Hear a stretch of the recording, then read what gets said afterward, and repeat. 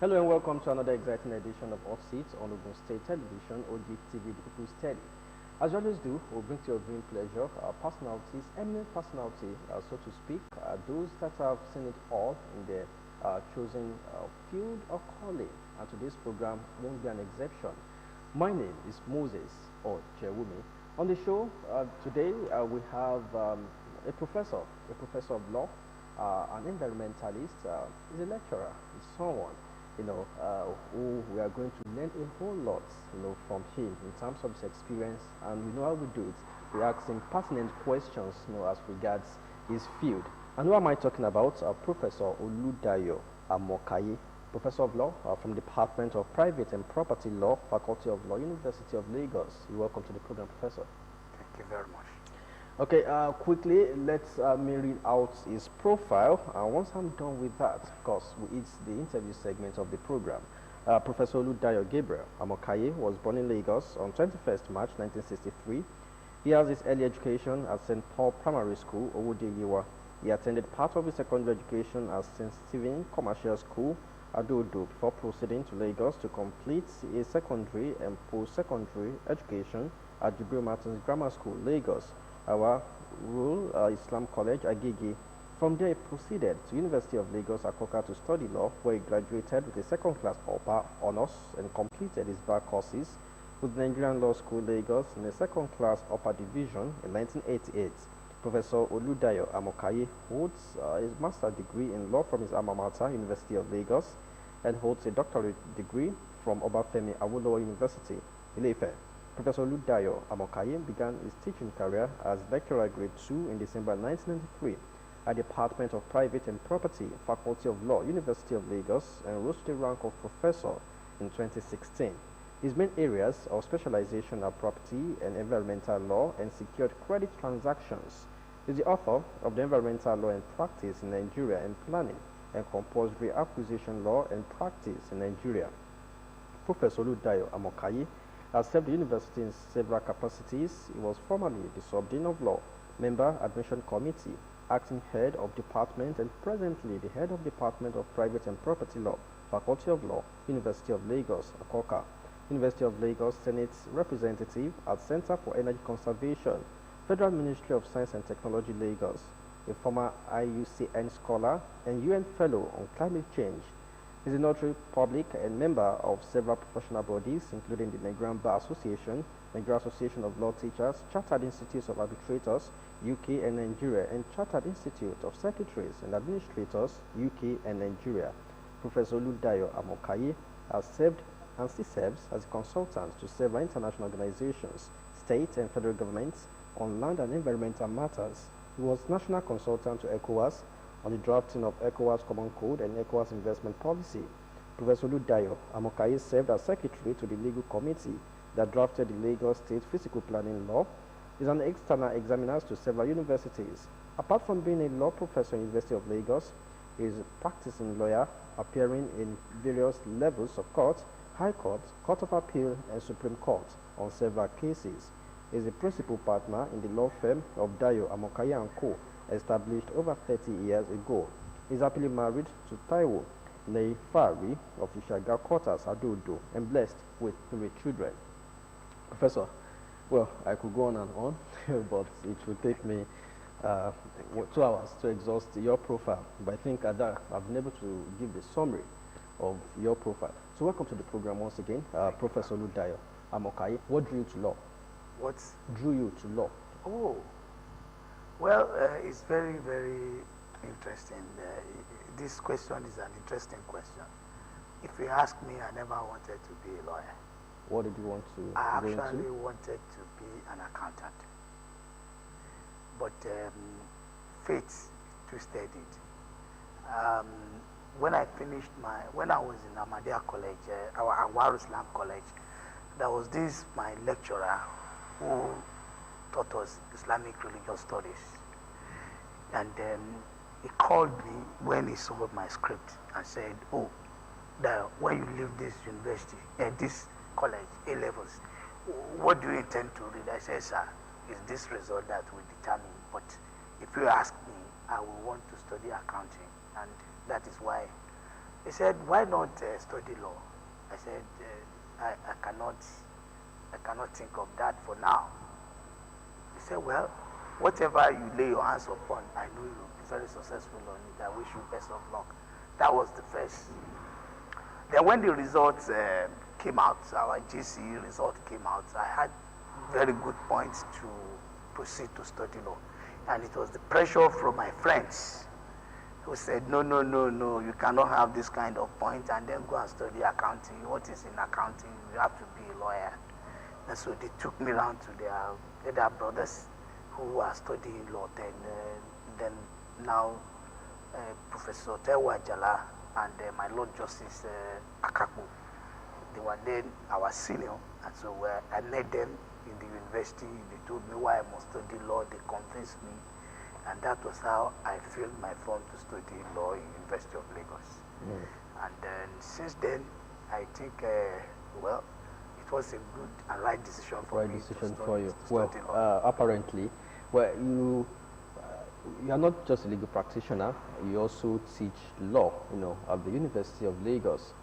The desire to be a law lecturer was not something that I also contemplated too. There were some of these things were things that nature forced on me.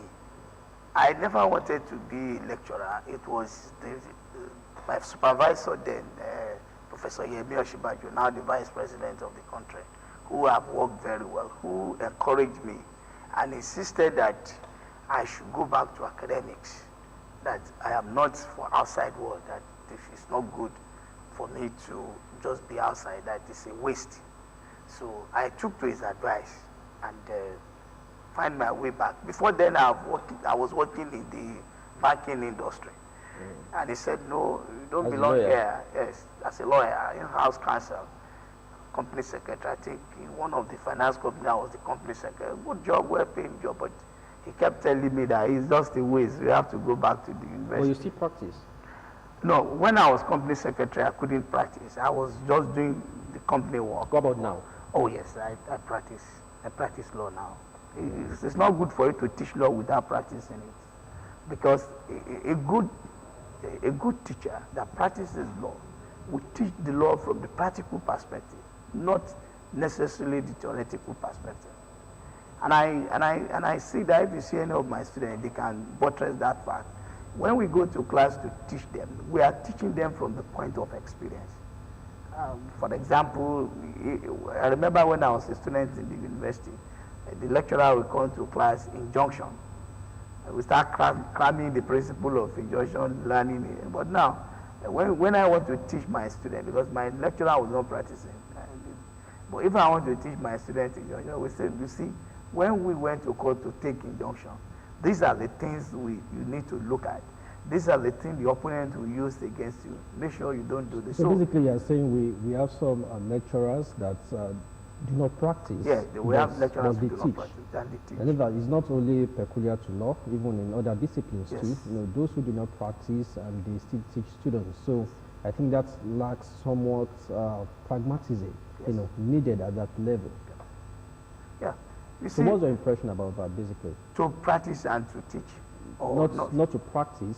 Well, it's a question of choice. It's a lot of sacrifice. If we have to do both of them, they are heavy work.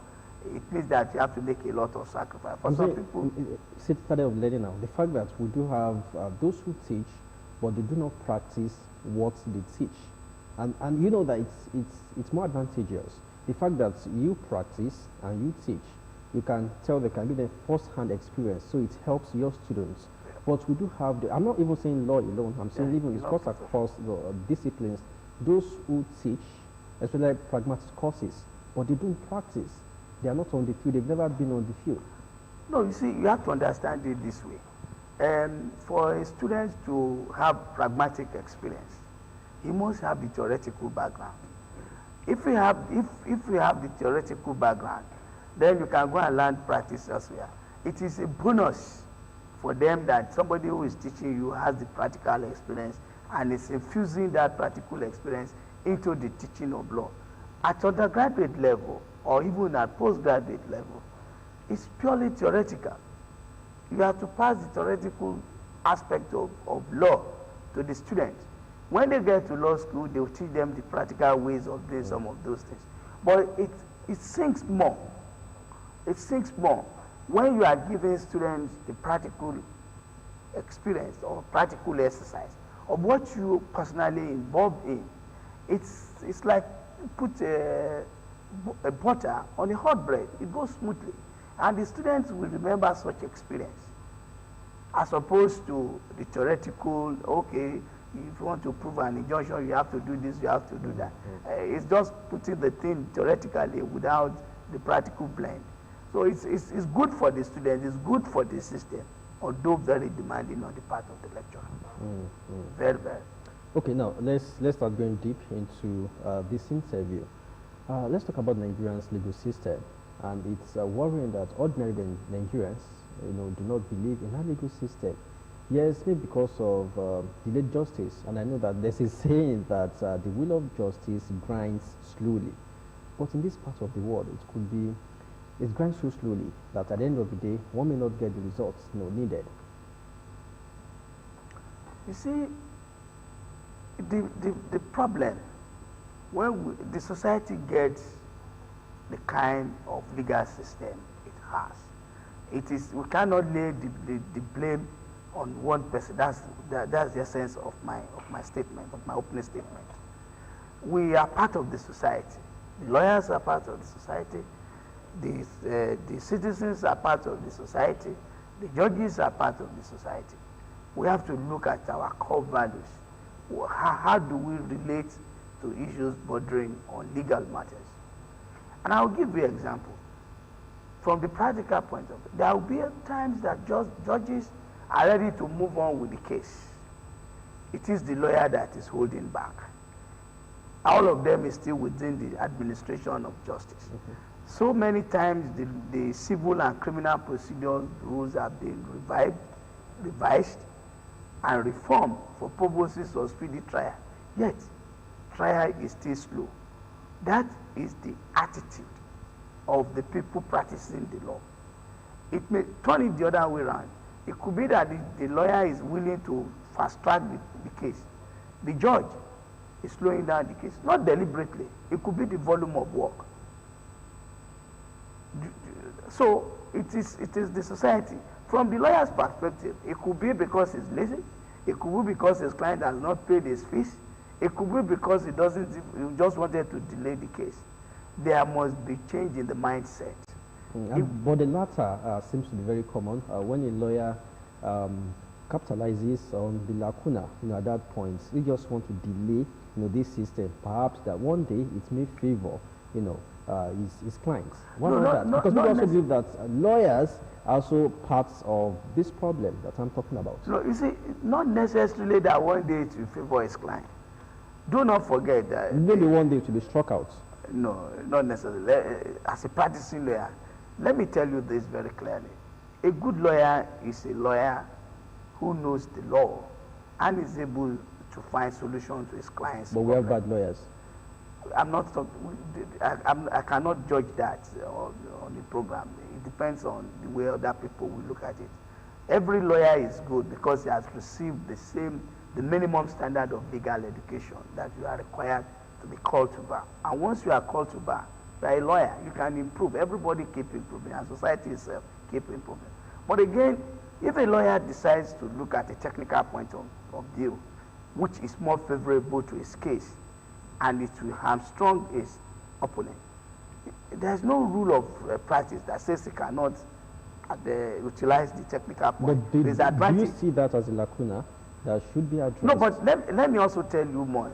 The courts are now drifting away from technicalities to look into what we call substantial justice. So when a lawyer tries to use technicalities to delay cases or to try to try the ways of justice, the judge or the superior courts are consistently held that we will not continue to allow technicalities to hold down the wheel of progress. And it's been working.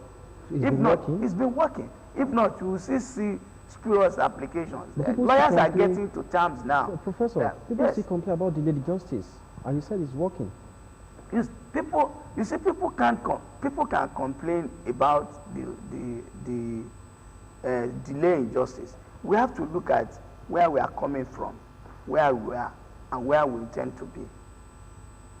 If you look at delay in justice in the last 25 or 40 years, it's not the same today as we used to have it before. We have processes that are front-loaded.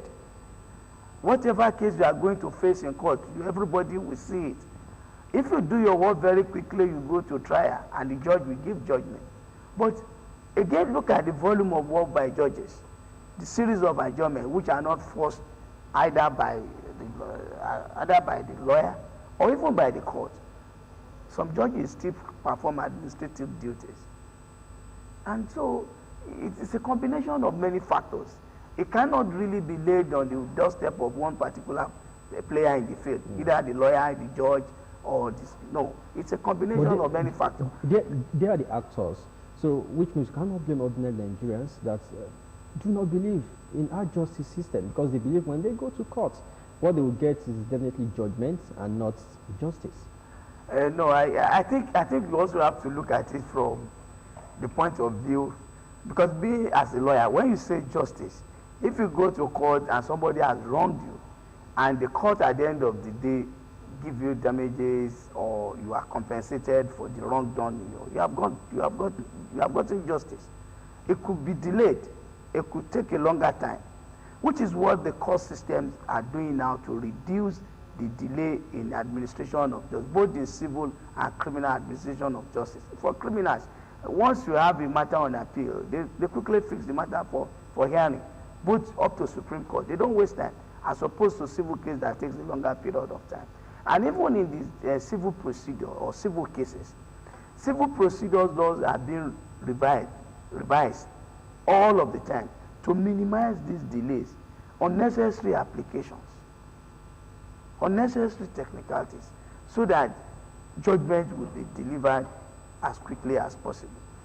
Nowadays, we see judgment being delivered. Before, you can have a matter lying in court for 7, 8 years. Nowadays, we see cases being delivered within 3 years, 4 years. But we still have cases that have been in court for years, until now, nothing, no judgment. Judgment has not been served.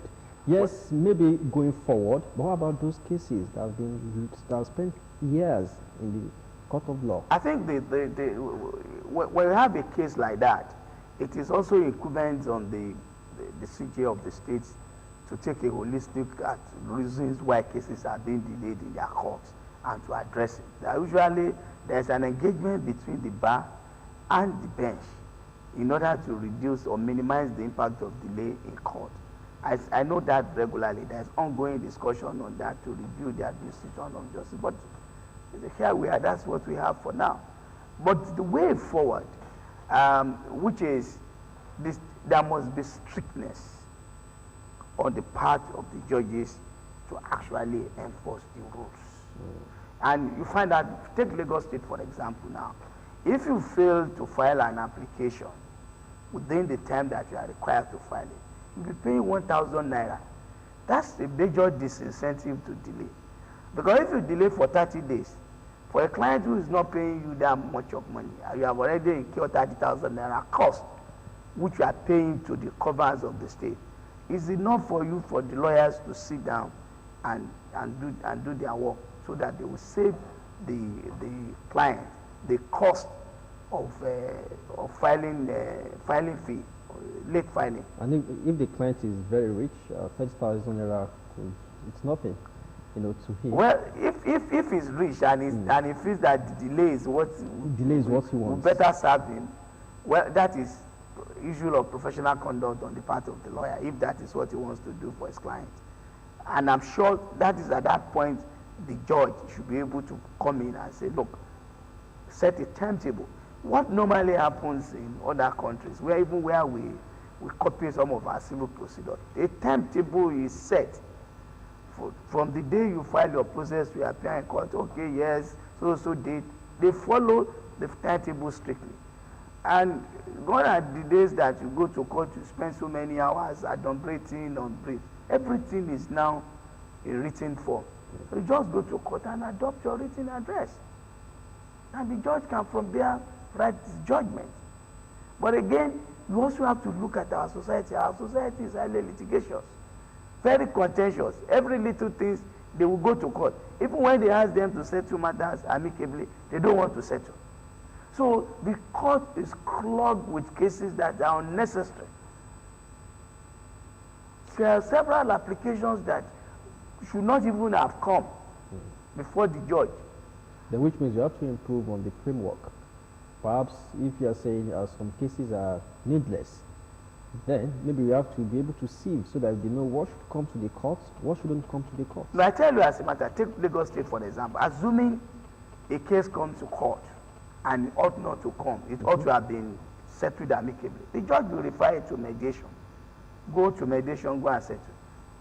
Surprisingly and interestingly, some will not be able to settle even at the mediation center. They will still have to bring the case back to the court. And clogging the court's records. When a judge has so many files to treat before him, and a matter can be easily settled among parties, and they are saying, we don't want settlement, we want to go to adversarial system. It depends on the parties.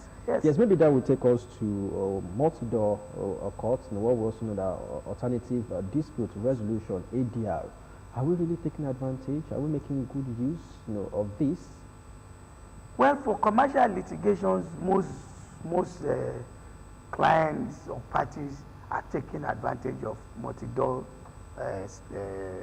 method of settling dispute, the alternative dispute resolution system, even though it has its own setbacks, but again, it's faster and sometimes it could be cheaper. And this is because settlement is not being forced on those people.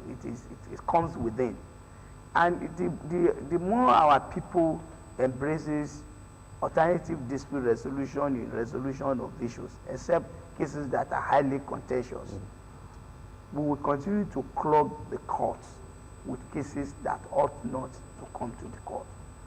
I have had opportunity of appearing at multi-door cases where it is patently clear that the other party, all you needed to do is to make shifts, and they will say no. I disagree. I don't want to. In a situation when he has to make shifts and it's not to his own advantage, not one, because multi-door court at times is always about settlement. They will appeal to your conscience, yes, and then see the need for you to settle and very if that does not favor one of the parties, you will still have to go back to the adversarial system of litigation, but with high cost though. With high cost, because if at the end of the day he loses the case, he will pay heavy cost. Well, Professor Abokaye, of course, you're a professor of law, and you teach law. I know that there are dissertations, there are theses, almost every undergraduate you write, postgraduates will write. You also come up with your own research that most time published in the journals. But my question has always been marrying town and the gown. Of course, the gown being the citadel of learning, and the town, the contemporary society. All these dissertations, are they just will you just bury them in the libraries, or is there a collaboration between maybe MBA, for instance, so that when you conduct a research, the outcome of that research, you can take it to them, can take it to, it can be used in a legal system. Is there that partnership? Well, I made a statement before. The society deserves whatever it gets. In terms of collaboration with MBA or judicial officers, our services are generally available to any one of them when we are invited to give a talk, to deliver lectures on. It's also part of our engagement as an academician.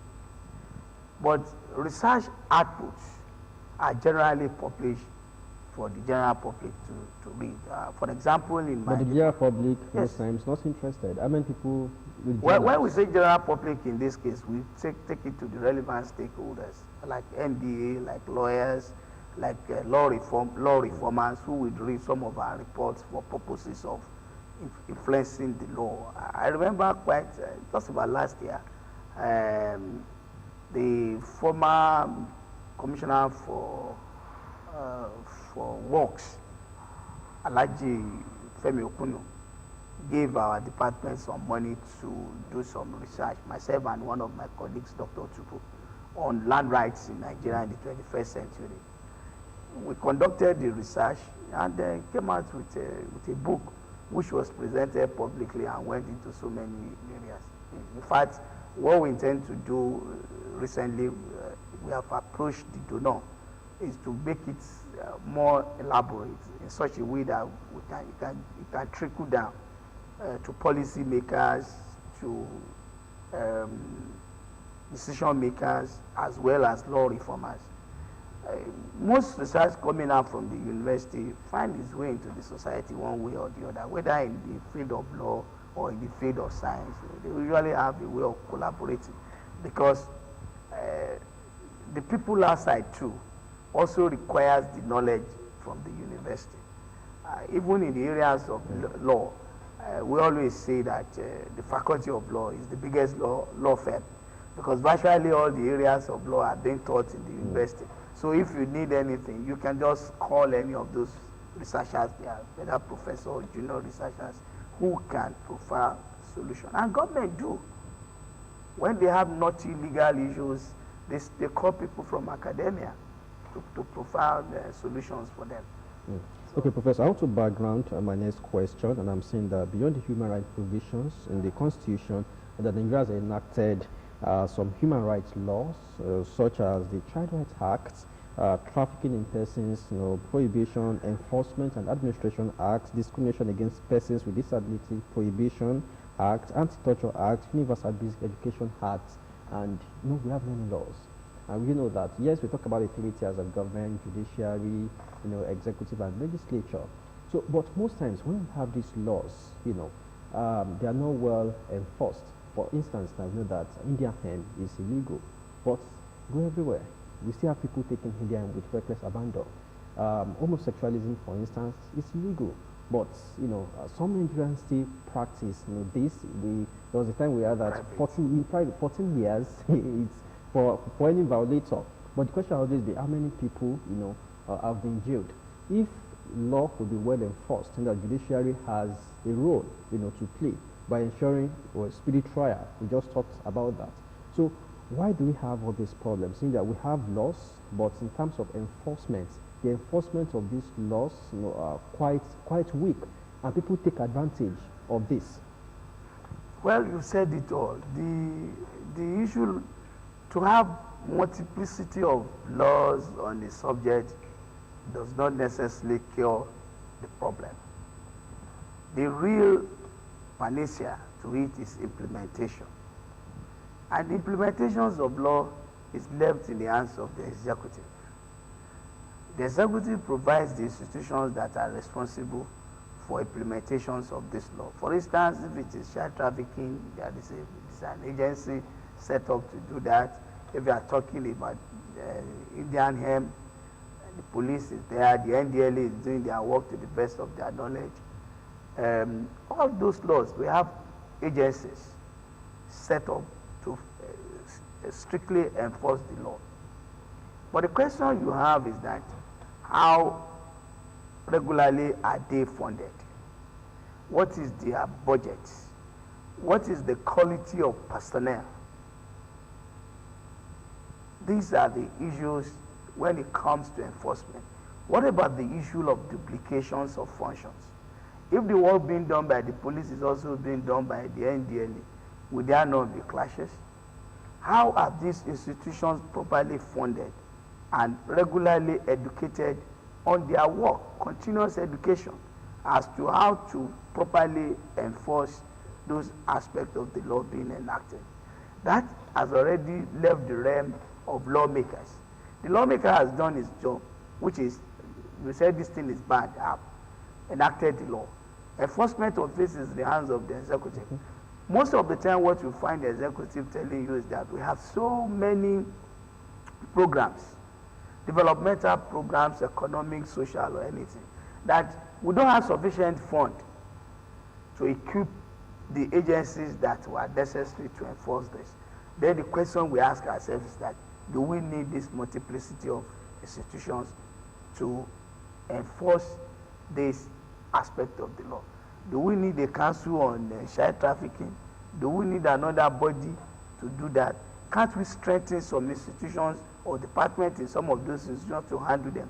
Because do not forget that when an agent, there was one thing a writer said, Justice Brenner, we chased a vision tunnel case whereby we spend so much money and we get little in return.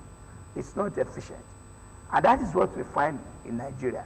We have so many institutions set up, either they are poorly funded or overfunded, but the result we get from them is so little. These are the critical areas that the executive needs to look into. It is not necessarily that because you pass a law, an agency must be set up to do it. It's finding job for the boys.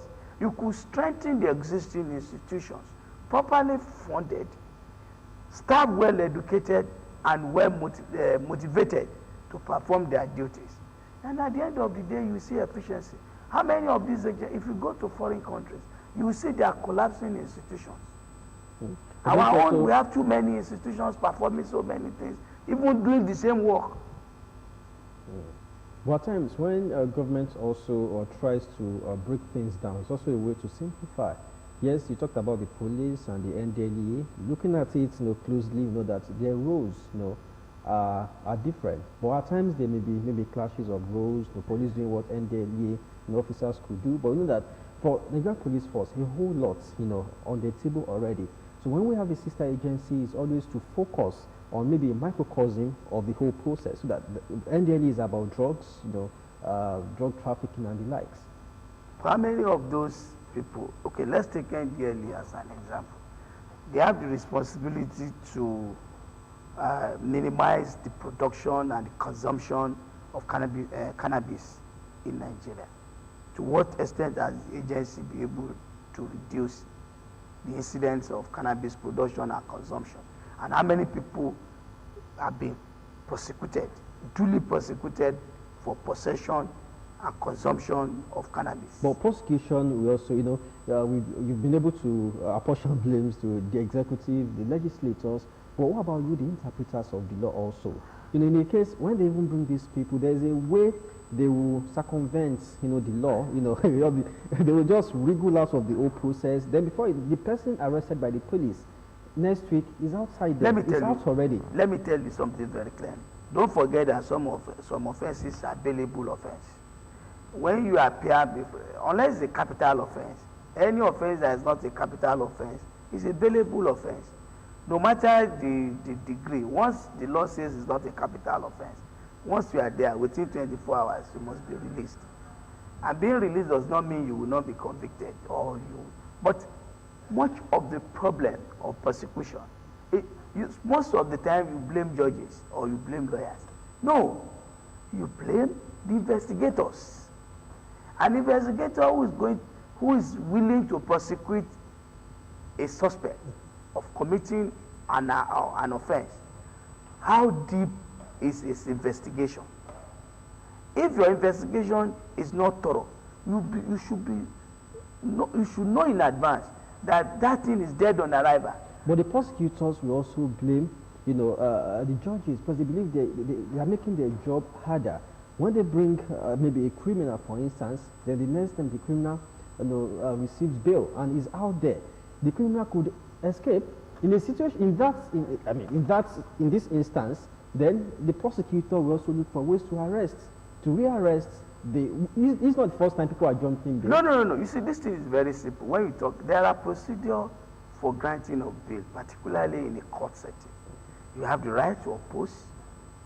The prosecutor has the right to oppose, giving valid reasons why the bail should not be granted. And if you are able to provide reasonable reason, and the judge find out that, oh, if we release this person, there will be a surety. And then the surety will be responsible. You see, when somebody jumps bail, you can arrest the surety to produce the accused. But let's leave the issue of jumping of bail first. If somebody who did not jump bail and eventually not convicted, you ask yourself, on what ground?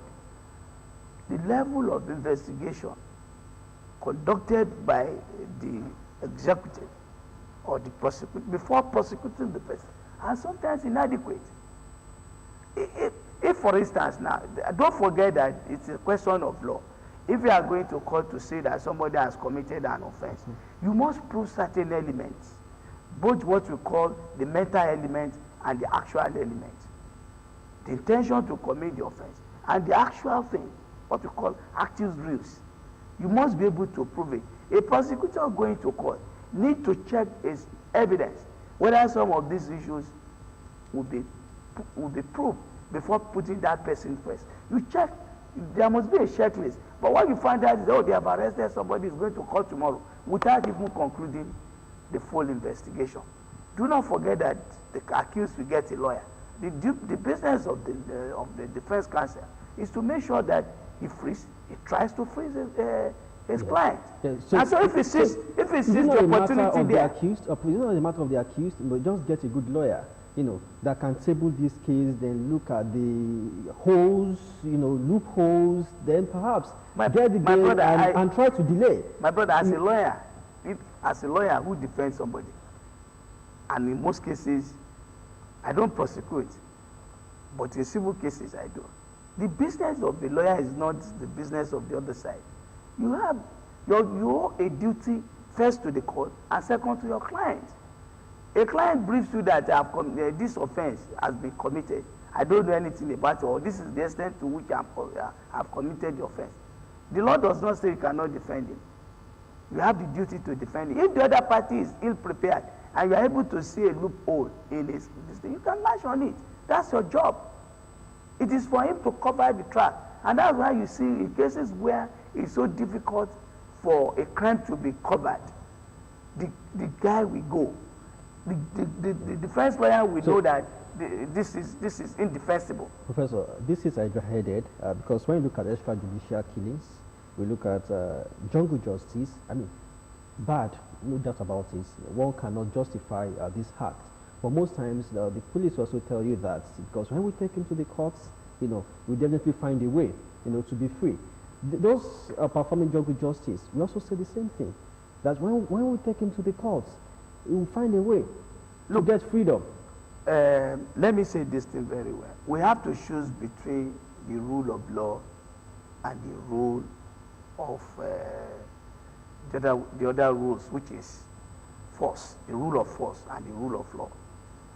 If we have to live in a society that is a rule of law, we must prepare our mind to follow the due process of law. And what is the due process of law? Let's take it one by one from the example you have given. The police arresting a criminal, sitting down in judgment in his own office, thinking that if I take this accused to court, the court will convict him. He has committed a criminal act against the state, even against the person. He has no right to do so. It's unconstitutional, it's illegal, it's unlawful, and should never be encouraged in any society. There is the Constitution guarantees life, the right to life. And the only circumstances where life can be taken off is when you have been duly convicted and sentenced to death, not by torture, not by a police officer. You must pass through the due process of the law. So, just a minute. A police officer who arrested somebody and sits in the comfort of his office to determine the guilt or otherwise of that person, he has not lived to the oath of his office. And such police officer should be fished out and punished. A citizen that finds a person commit an offense and takes to jungle justice has committed murder, because he has no right to take the life of another person. His duty is that if you find an accused committing an offense, you are to help the state to apprehend. And if you succeed in apprehending the accused person or the suspect, hand it over to the police for further investigation and trial. You cannot sit in the judgment over the life of another person in your own place, thinking that if it goes to court. That is wrong. You should never be encouraged. That is rule of force, not the rule of law. Take, for example, we all see what happened in America. They are taking their time to do investigation. They are arresting people. The police are. That is what we'll expect in a society like ours, where rule of law. They keep saying democracy, rule of law, democracy, rule of law. The law will take its course. It may take time, but they will definitely follow the due process of law. You cited America now. Yes. We ensure that, for example, the violators, you know, it's just a matter of short time. They will be prosecuted. Yes, Trump, it may take time, you know, to prove all the allegations. Not necessarily. It may take some time. But in Nigeria, I'm saying that the wheel of justice grinds too slowly. And there's terms, you know, extrajudicial killing, there's terms, jungle justice. I've said, no, I'm not justifying this act. Let me say this. Those that how do you convince people, you know, that take into this act? That's the problem, because some people believe once a criminal is caught or a thief, instead of all they just have to do at that point is instant justice is bad. I know, but I'm just saying, but that's the reality. Well, the truth of the matter is that the law itself is also a deterrent. You can use law to deter some bad conduct. By the time most of those people who are engaged in extrajudicial killing, for example, from the police, the moment the police is able to get some of them and get them prosecuted and punished, it will serve as a deterrent to other police officers trying to do that. That means that what I'm calling for is internal reform of the police itself. If it's about an individual that decides to kill somebody or mob action because of the fear that he will not get justice, that person should be prosecuted. I am sure people, if it's widely reported, people will think twice. It is just like I said in the early morning interview this morning. There are certain things that mass media also owe to the society. That is educating the society as to the limit of their rights and some of the procedure to ventilate grievances. Well, Professor, let me give you an example. Evans, the notorious kidnapper, nabbed a few years ago. I think shortly after that, he got a lawyer. Perhaps the lawyer proved that people were asking the moral in that. You know, if a notorious kidnapper would get a lawyer. But yes, you talked about the rule of law and everything. I don't know if justice has been served, but even if it has been served, that took years, you know, going to court of law today, despite the witnesses, you know, those who kidnapped, you know, coming out to say, yes, these are notorious kidnappers and all that.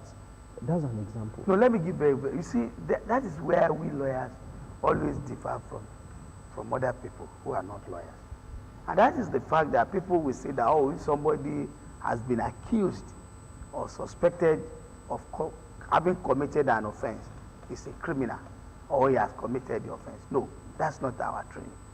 Our training is that the burden of proving a crime rests on the prosecutor, on the state who accuses him of committing the offense. And so, it is not within our ethics that we should pick and choose clients. If a criminal comes to me and says, oh, I have a case in court, come and defend me, no matter the level of the offense, if I know I'm competent to defend it, there's a difference between morality and law. We're not dealing with morality here, we are dealing with strict law. If we have to convince somebody of murder, and you say, oh, don't go and represent him because he has killed another person, or because you go to church that thou shalt not kill, that's moral issue. It's not a legal matter. The legal issue is... But Professor, let me finish. You put yourself into this instance now. In a case when you also know, or even the suspect, you know, has confided in you that he killed. So what will you do at that point? So which means... I will still take his case. And I'll tell you why I will take his case. Let me educate you on that so that you get it clearer. I will still take his case. The duty that the law imposed on me as a counsel, as a defense counsel, is not to fashion defense for him that does not exist. But I can still lash on the fact that the duty to prove that the guy committed the offense lies with the state, that is, the prosecutor must come to court to prove. I can be watching and be looking for his mistake. If he makes one mistake, I can lash on it to free the accused person, even though he confided that he has committed the offense. Because it is better for one, because the principle of law, particularly in criminal matters, is better to free thousands of people than to convict an innocent person. So that is why the burden of this person is not innocent. He has confided in you that yes. Let me even add intentionally killed. But is your client, you want to get him out of that trouble. That's what I'm saying. You didn't get my technical analysis of it. It is first and foremost, it is not within the rules of professional conduct that a lawyer should pick and choose his clients. However, this is the kind of client that I want. You can pick any client you want. If it does not, it's not contradictory, it is not, it doesn't affect your integrity. But if you choose to defend a criminal who has committed an offense, what the law or the rule of professional conduct demands from you is that you must not fashion defense where it does not exist. For example, you can't go to court and say that he was somewhere else when the offense was committed, when you know fully well he was not somewhere. That is unethical. That is wrong. But you could wash. I said, okay, fine. You said he has committed the offense of murder. Come and prove it. If the prosecutor owes the ultimate burden to prove that the accused has committed the offense, he knows the ingredients of the offense, both the mental element and the actual element that he has to prove. If he succeeds in proving it, the guy is gone. There's no defense he will fashion. It's already there. But if in the process he proves one and he fails to prove the other one, you could draw the attention of the judge. My lord, my client has been brought to court for committing an offense. He said he did this, he did that, but he was unable to prove this one. The judge will look at your defense and say, oh, yes, if it is so that is unable to prove, he will discharge the accused person. So all borders down on the prosecutor, particularly in criminal matters. Much of the work lies on investigation and prosecution. If you don't conduct your investigation very well, and you don't look at your law books well, you just rush to court to bring an accused to court. Of course, the client will confide in the lawyer what he has done. Even in commercial transactions, they will still confide in you. Because you don't tell lies to your lawyer. He's the one who's going there to go and defend. It doesn't make him a liar. He can watch. It is a question, it's a legal gymnasium. It's a legal chess game. Okay, let's take this to governance or government. I could recall when President Muhammadu Buhari came on board in 2015. He came with the full force to fight corruption. Now, fast forward to 2021, his second term. People will say not much has been done, in this regard. But if you ask the presidency, they will tell you that the setback they've received the setback in the fight against corruption has been coming from the justice system. What do you say to this? It's easier for government to lay the doorstep the blame at the doorsteps of judiciary. Like the same example that I've been giving to you, I'll go back to it. I didn't want to mention EFCC cases, but now that you have drawn me into that, I can give you more information. You see, most of the corruption cases handled by EFCC, some they have succeeded in proving them, some they have not. You ask yourself why? Were those cases thoroughly investigated before being charged to court? 2, what is the need to bring so many charges against an accused person to court? 20, 30, 40 charges in respect of a transaction. Of course, it's unwitting. It also boils down on the agency responsible to perform its functions. When we were in law school, they will tell you very well when you are drafting charges, there will be no duplicity of charges, all the rules relating to drafting of charges. It is better for EFCC to go to court after a very thorough investigation. They are very convinced to draft 1 or 2 charges to convict an accused person. The multiplicity of instead of the things they cannot be able to putting the apportioning blame of the justice system, it they should be the EFCC lawyers. They should go back, not the EFCC lawyer. They should go back to the EFCC itself as an agency and see whether the work they are asked to do, they are actually doing it very well. What is the problem with them? How can you improve the investigation system? How can you improve the prosecution process in order to get justice? You see, we can't say all of this. The truth of the matter is that when a case is thoroughly investigated, with evidence, our forefather will say that before you go and start a fight, you must know how to give evidence. You must know how to make your claim. If you just rush to court or you go and fight somebody, you don't know how to make your case, you have already lost.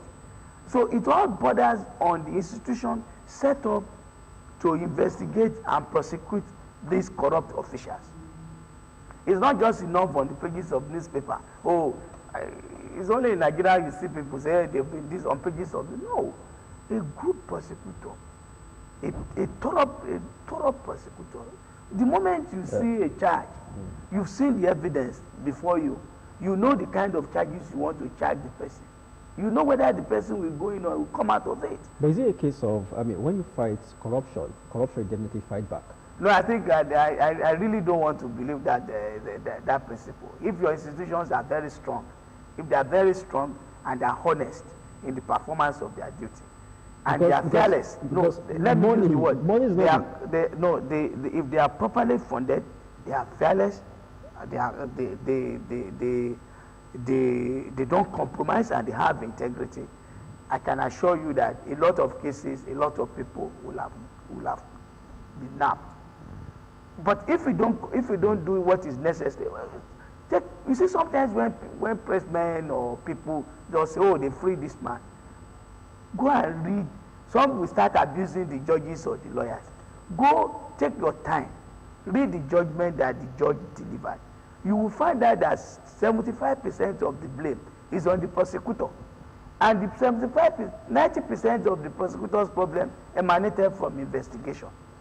But nobody looks into that. It's only, oh, the lawyer didn't do his work. Oh, the judge didn't do his work. Oh, the judge was lenient. No. I always take, when the judgment is delivered by the court, so I will read it. Could we then say that it's easier to defend than to prosecute? Not necessarily. Not necessarily. It depends on your areas of specialty. It's not about defending or it's about people doing their work. The bulk of the work is with you on the prosecutor. Yes. Oh, we just have to prove this, prove that. Yes. And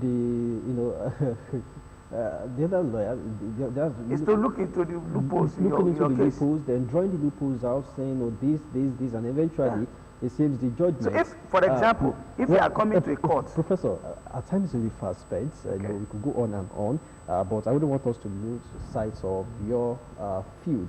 Of course, you're a professor of property and environmental law, and when I was going through your profile, I saw that you belong to some committees on climate change, environment. You even helped Lagos State government to draw the Fiscal Planning Act. But because of our time, we are running out of time. Basically, I just wanted to talk about the environmental law. Yes, climate change now, developed crimes, they are looking for ways, to aid all this process and all. But in Nigeria, we're taking things seriously. Things are changing. We can't predict the weather again like we used to. You see, climate change is a real fact, and effort must be put in place to make sure that we contain the incidence of climate change. And there are two methods. Either we use what we call the adaptive method or the mitigative method. We can adapt to the environment through technology, getting the appropriate technology to adapt to it, like using of solar, the use of wind energy, and so on and so forth. But we can also mitigate it. And if you see the sad part of it for us in this part of the world is that we are not taking the mitigative measure very seriously. And that is the fact that our forest is being reduced. So much deforestation due to urbanization, industrializations, and habitat. The need to provide housing. So we need to balance all this. If you, the way Abeokuta was many years ago, it's not the way Abeokuta is. You can see the fringes of Abeokuta. New areas are coming up. Do we plant trees? Do we plant trees? We don't plant trees. So we have to do a bit of afforestation. But as we go, or in terms of orientation also, for example, plastic pollution. In some countries, they are not making use of plastic again because of the adverse effects. This plastic you find their way into the rivers, then it blocks the drainages and all that. So as we go now, is the orientation really enough? Because people are also understanding all this. Enough. Like I said, it's just like I said in the morning program. We also need to give a little bit continuous education and awareness to the general public on this matter. Oh, okay. Many thanks, Professor Oludayo Gabriel Amokaye, a professor of law at Department of Private and Property Law, Faculty of Law, University of Lagos. It's been a pleasure having you on the show today. So many thanks for coming, Professor. Thank you very much. My pleasure too. Yeah, that's the program today. Many thanks for joining us. Till next week, when we come your way again with another personality, please do stay safe and of course stay out of trouble. Bye for now.